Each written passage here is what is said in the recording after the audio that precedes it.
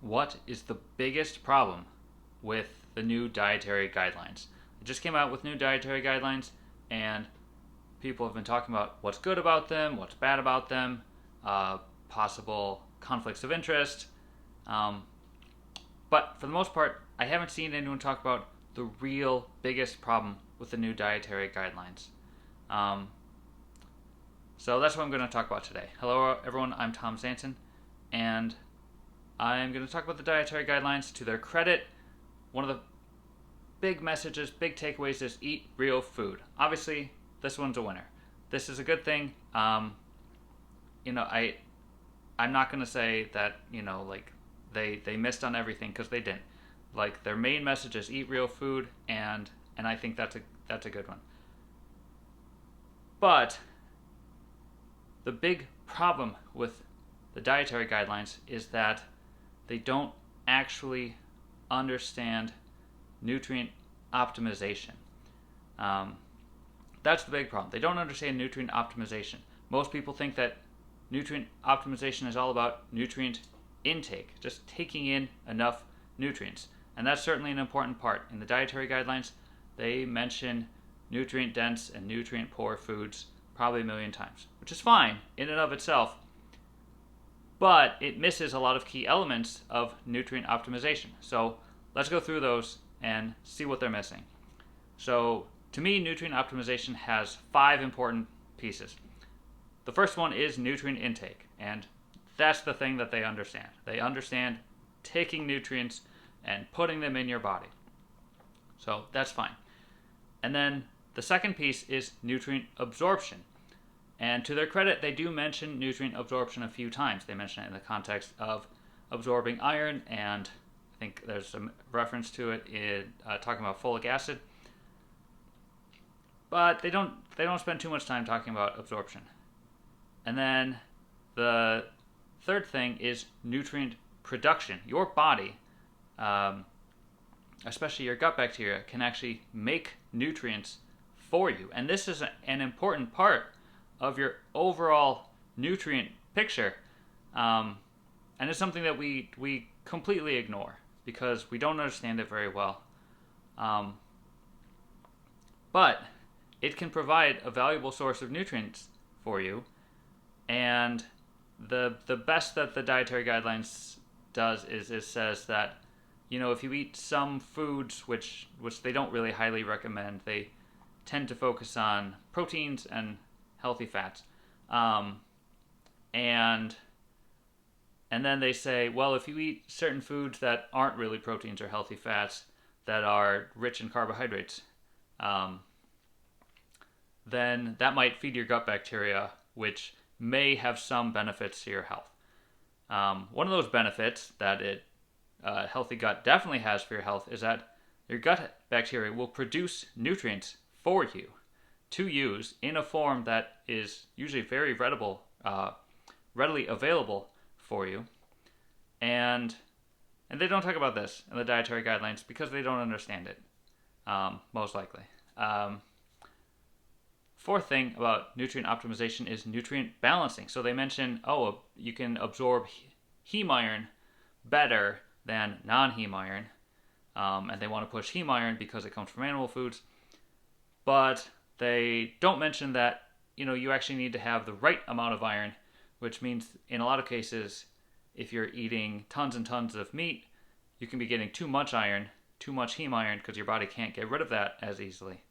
And that's a bad thing. This is another thing that having a healthy gut will actually help you with, is getting rid of excess nutrients or things that your body doesn't need, anti-nutrients or toxins. That's something that having a healthy gut, having a healthy liver, all these things will help you do. They don't really understand it. As far as what their document put out, they don't seem to understand that element to it. It's all about getting more nutrients, getting enough nutrient intake, not about nutrient balancing, getting the right amount of nutrients. And the final thing is actually nutrient delivery. So I like to say your body I like to think of this in a certain way. So they always say, well, you can go a month without food, a few days without water, and a few minutes without air. So when people have like a heart attack or a stroke, that's them dying because they're losing air. They're losing oxygen. But it's not that the oxygen isn't physically present. Like sometimes, like if you drown or something. But usually, if you have a heart attack or a stroke, it's not that there isn't oxygen in the air. It's not even that there isn't oxygen in your body. It's that you can't deliver it to where it needs to go.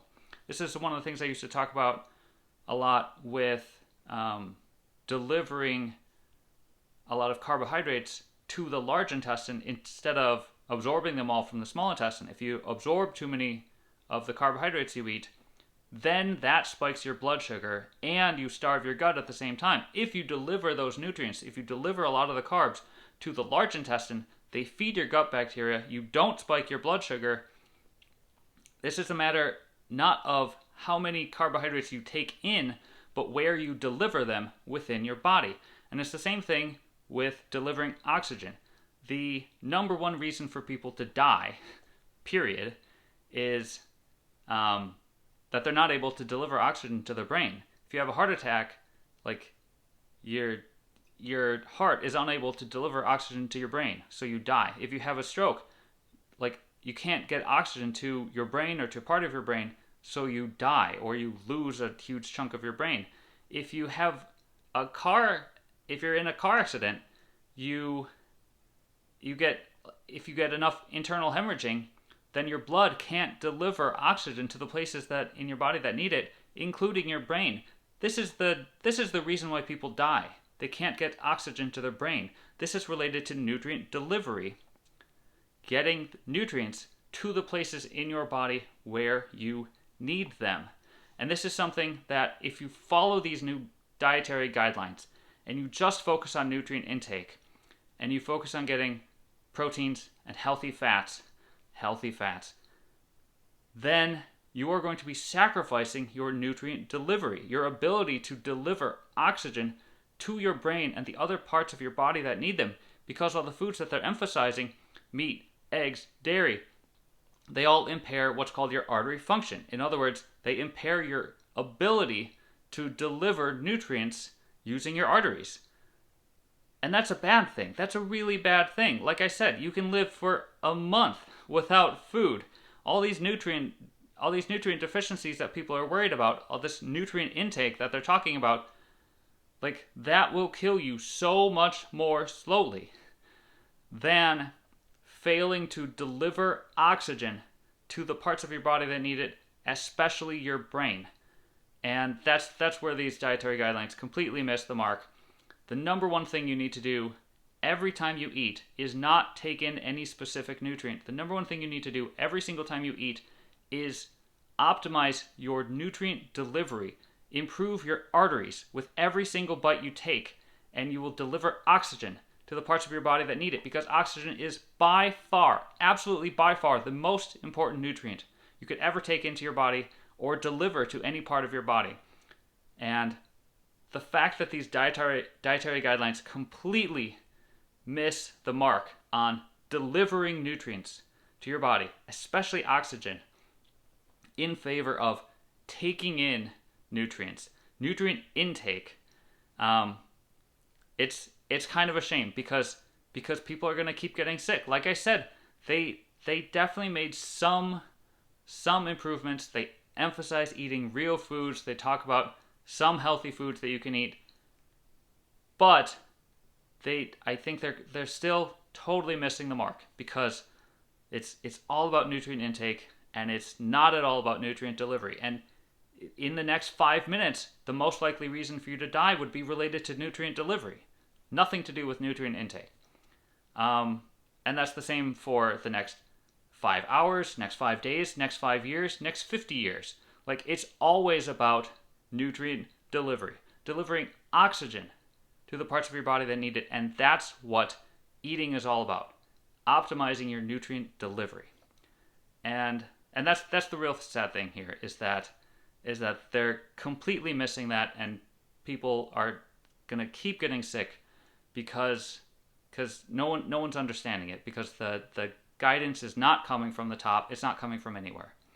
So I'm going to stop rambling. If you are interested in more things like this, I'll keep putting out videos. I know I haven't for a little while. Christmas break and people, people getting the flu and stuff. But whatever. So if you've watched other videos, you know that I think we're made to eat root vegetables.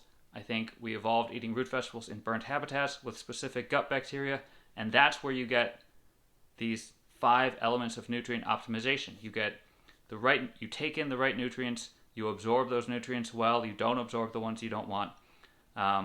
Your gut bacteria are fed the right foods, so they will produce nutrients for you. You can balance out your nutrients with the healthy gut bacteria.